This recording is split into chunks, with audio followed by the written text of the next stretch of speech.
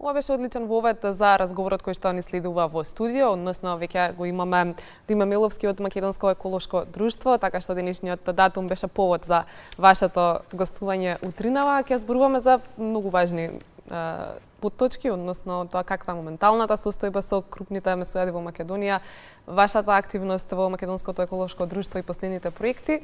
Па благодарам што издвоивте време утро и што сте наш гости. И да, секако благодарам на интересот и интересна тема, значајна тема на која што нели посветивме толку долго време во Македонското еколошко друштво, така да ви благодарам што ме поканивте.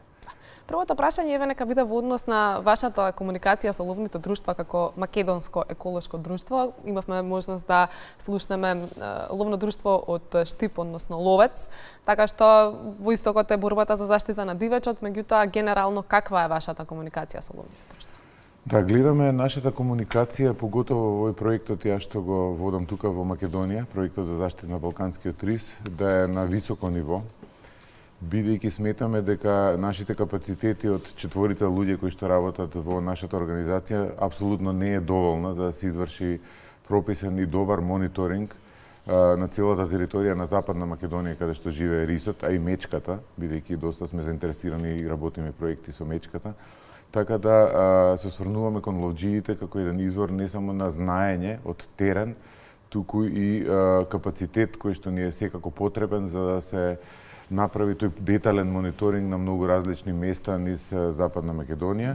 Освен нормално ренџерите, работиме и во националните паркови, освен ловџиите, се извинувам, работиме и во националните паркови каде што ренџерите исто така го познаваат многу добро теренот, дел од нив се и активни ловџии и имаме и со нив доста добра соработка.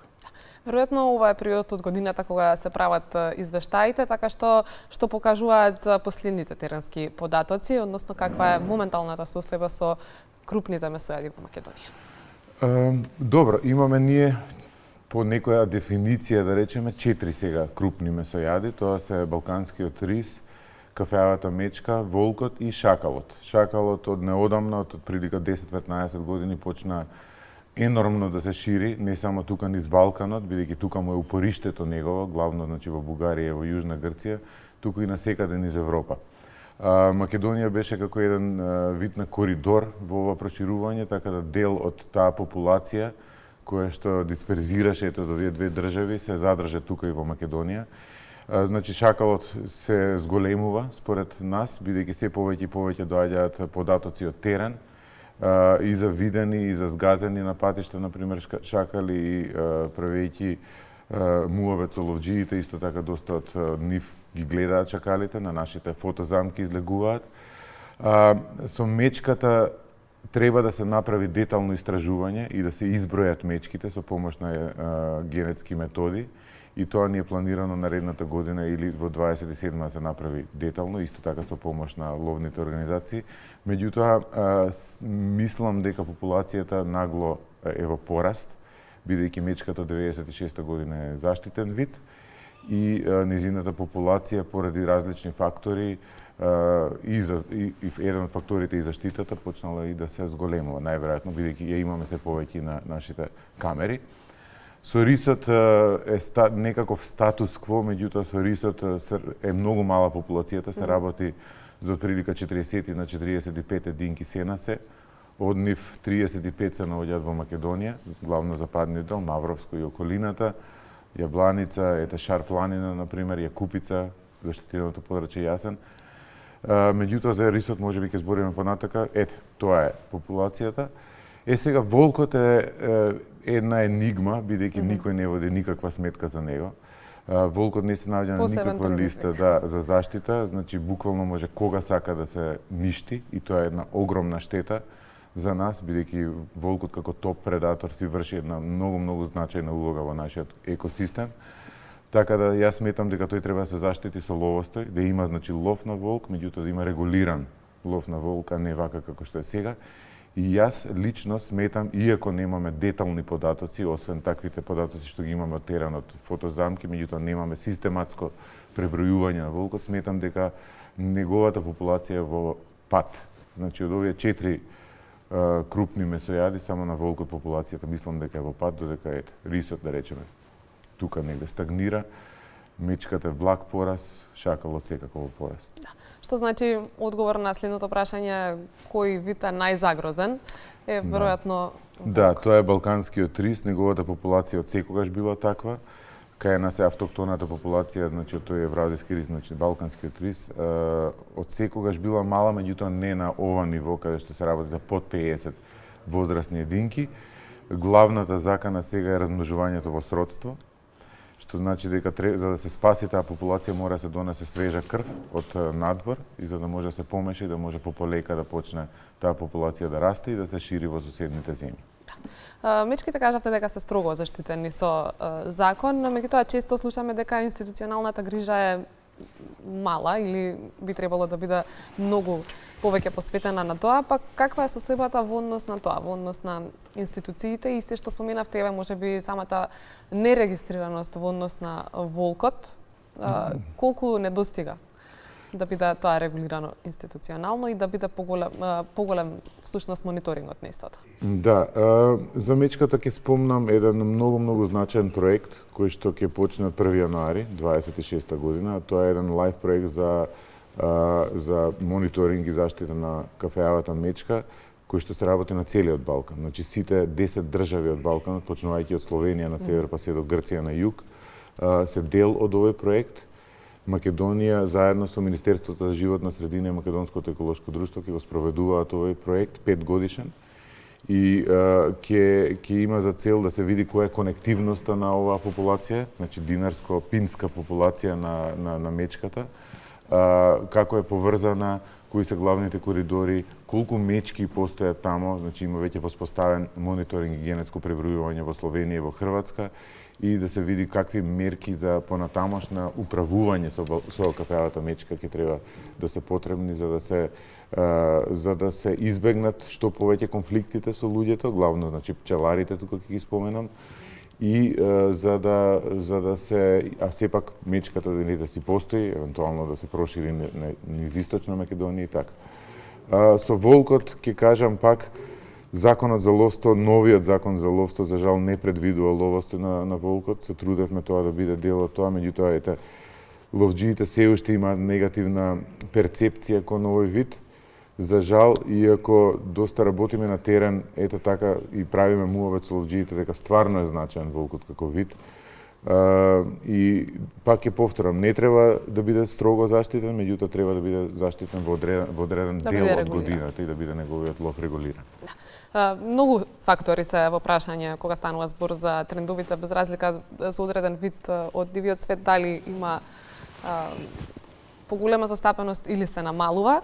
Меѓутоа, колку улогата на човекот е клучна во однос на узурпацијата на нивните живеалишта и во однос на градежните активности на одредени места, не на некои места исто така туристичките атракции, колку ние влијаеме врз нивниот начин на живот? Да, па многу. Несомнено е тоа дека е така, поготово бидејќи живееме во Европа, која што е еден доста мал континент во споредба со другите, а е пренаселен, има скоро милијарда жители во еден ваков мал континент. Сега југозападен Балкан не е толку густо населен како што, например, Западна Европа, Централна Европа.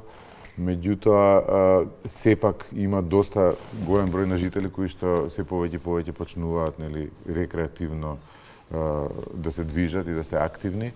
И тоа секако значи узурпација на просторот. А узурпација на просторот кај некои видови не е до толку, да кажеме, во конфликт со човекот, меѓутоа кога се работи за крупните месојади, со огромни територии, сите овие 3-4 вида што ги набројав, имаат големи територии, некои живеат во глутници, како што се шакалот и волкот, некои самотно, како што се мечката и рисот.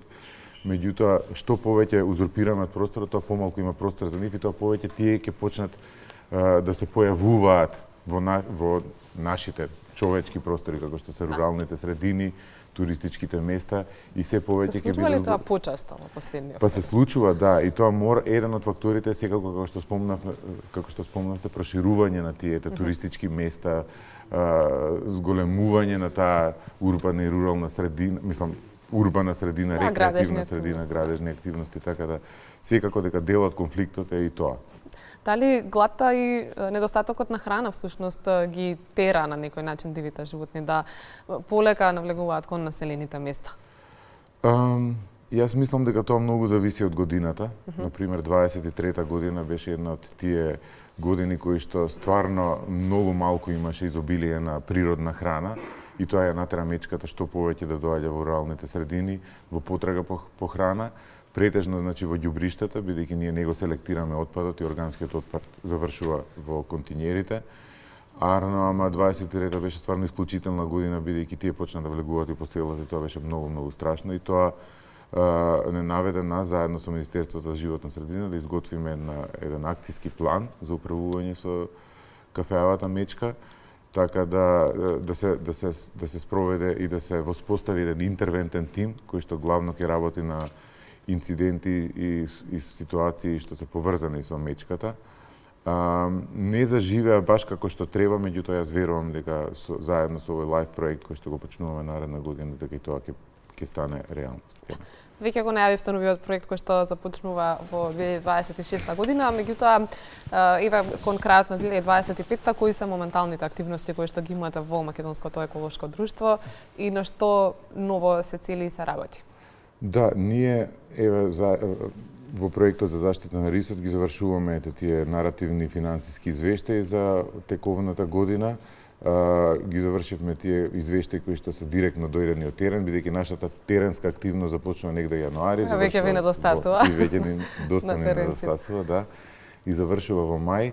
Меѓутоа, другите проектите поврзани со заштитени подрачја или со птици, например, си имаат различна динамика и сега, меѓутоа, за сите е истото, дека декември ни е тој период на пишување на извештаи. А тие птичарите, например, се доста активни во пролетниот период. Во јануари, например, имаат зимски цензус на пребројување на миграторни птици, така да, секој проект има различна динамика. Ама главно за нас сега е малку така тој канцелариски период каде што пишуваме и правиме гледаме што се е направено во годината, ги правиме извештаите и главниот извештај за МЕД, за Македонското еколошко друштво, така да со тоа сме преокупирани. Споминавте пред малку дека во новиот проект кој што ви следува ќе бидат вклучени сите 10 балкански земји. Каде се наоѓаме меѓу нив, ако во моментов можете да направите таква споредба, дали заостануваме или пак ситуацијата горе-доле иста, барем во најблиските соседни земји? Да, интересно прашање. Јас би рекол дека од аспект на легислативата, само тоа со волкот би го променил, тоа што го спомнав пред малку, од аспект на мониторингот сме доста да кажеме еднакви, бидејќи нашите проекти никогаш не се стационирани само во нашата земја, бидејќи нашата земја е мала, како што се и соседните земји, и да се работи на мониторинг и на заштита на еден крупен месојад како што е балканскиот рис, секако значи дека треба да се работи прекугранично. И за рисот, например, работиме прекугранично со Албанија и со Косово, за мечката ќе работиме прекугранично со целиот Балкан, бидејќи популацијата на мечката е поврзана. Што значи дека работите не треба да се гледаат толку, например, национално, туку повеќе прекугранично, бидејќи заштита на месојадите секако значи соработка со институциите и со невладините организации од регионот, бидејќи само така може една целисходна заштита да се направи на овие видови. И за крај од она што успеавме да слушнеме од вашите одговори, секако дека е потребна промена во зависност од делот на кој што работите, меѓутоа од каде треба да започне всушност таа промена, дали во институциите, законите или сепак клучно е образованието и едукацијата која што кај поголемиот дел од граѓаните кои што воопшто не се ни занимаваат со оваа дејност, ја нема или е во многу мали количини, па тоа треба да се почне од најрана возраст кај децата. Па јас би рекол се што споменавте е значајно. Значи, ние доста работиме на тој пристап кој што го вклучува локалното население, значи локалните ловџи, локалните ренџери, шумари, ветеринари. Тоа е секако значајно и многу значајно според мене, поготово во транзицијска држава како што е нашата. Меѓутоа мора да има една правна и законска регулатива и структура која што ќе овозможи правна заштита на одредени видови. И тоа кај нас е горе-доле добро решено, иако имплементацијата фали. Освен ова со волкот што мора да се смени, Треба исто така да има, например, повеќе инспектори, бидејќи само 3 инспектори сега за ловство се многу малку, за да може да покријат целата држава. Значи треба на тоа да се удри повеќе поголем инспекторат, помала бирократија при спроведување на тие незаконски действија, како што е криволовот, например. И секако ја спомнавте едукацијата. Едукацијата е клучна за секој аспект од едно општество, не само ова што е поврзано со природа, туку буквално за се, така да едукацијата е клучна и многу значајна и многу ми е мило, бидејќи ние во Македонското еколошко друштво голем акцент ставаме на едукацијата пред се на основношколците, меѓутоа и на средните школи. Благодарам многу за денешното издвоено време и за гостувањето во Македонија наутро. Ви благодарам на поканата. Благодарам уште еднаш, тоа беше првиот разговор во студио со Диме Миловски од Македонското еколошко друштво.